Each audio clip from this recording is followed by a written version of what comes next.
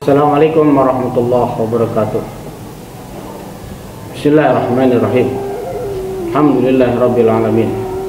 Wassalatu wassalamu ala asyrafil anbiya'i wal mursalin sayyidina wa syafi'ina wa maulana Muhammadin wa ala alihi wa ashabi ajmain, amma ba'du. Para pemirsa Serdu Channel yang dimuliakan oleh Allah Subhanahu wa taala. Abdullah bin Amr bin As pernah berkata, khamsun man kunna fihi sa'ida fid dunya wal akhirah. Ada 5 macam. Apabila 5 macam ini dimiliki oleh seseorang, maka dia akan bahagia fid dunya wal akhirah, di dunia dan di akhirat. Apa 5 macam tersebut? Awaluha, yang pertama adalah ayyadhkura la ilaha illallah Muhammadur Rasulullah waqtan ba'da waqtin.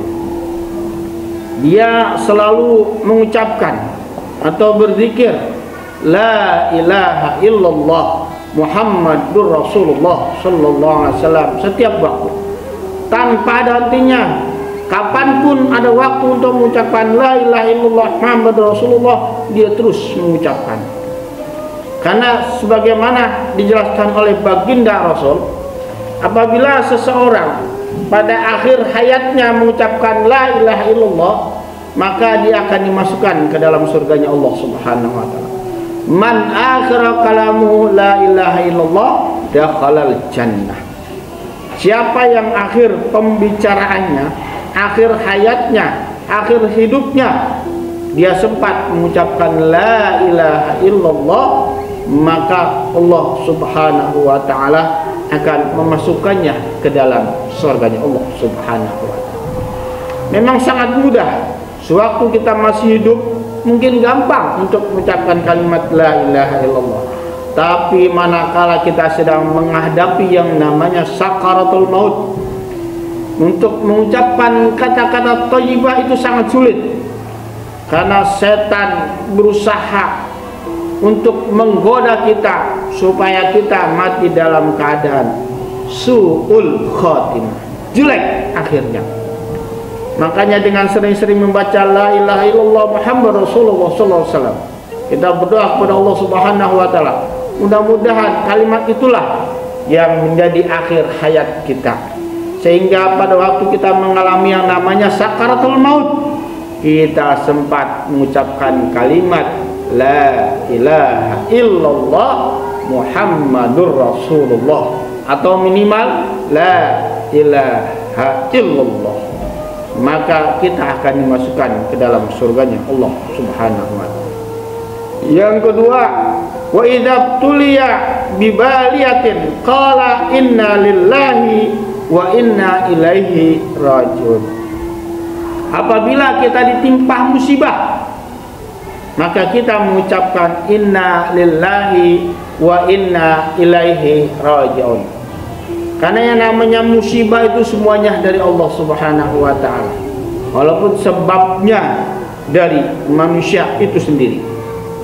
Sungguhnya kita ini milik Allah, dan kita akan kembali kepada Allah Subhanahu wa ta'ala. Pakailah ilmu tukang parkir. Tukang parkir punya mobil banyak, cakep-cakep, tapi kalau diambil oleh pemiliknya, dia ikhlas. Kenapa? Karena memang dia sadari bahwa mobil tersebut bukan miliknya, milik orang lain. Begitu juga kita, saudara kita, orang tua kita, atau sahabat-sahabat kita yang sangat kita sayangi, yang sangat kita cintai, diambil oleh pemiliknya, yaitu Allah Subhanahu wa ta'ala. Seharusnya kita ikhlas menerima itu semua. Sedih memang, tapi kita dituntut untuk ikhlas, karena sesungguhnya kita semua milik Allah. Maka suatu saat kita akan diambil oleh pemiliknya, yaitu Allah Subhanahu wa ta'ala.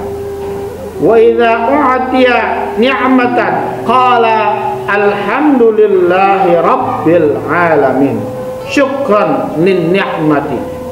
Apabila kita diberi nikmat, entah itu nikmat jasmani, rohani, dan nikmat-nikmat lainnya. Biasakan mengucapkan alhamdulillahirabbil alamin. Segala puji bagi Allah seluruh semesta alam. Syukran lin ni'mah.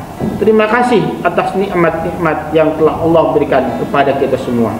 Dengan kata-kata itu berarti kita ingat bahwa semua yang Allah berikan adalah dari Allah Subhanahu wa ta'ala.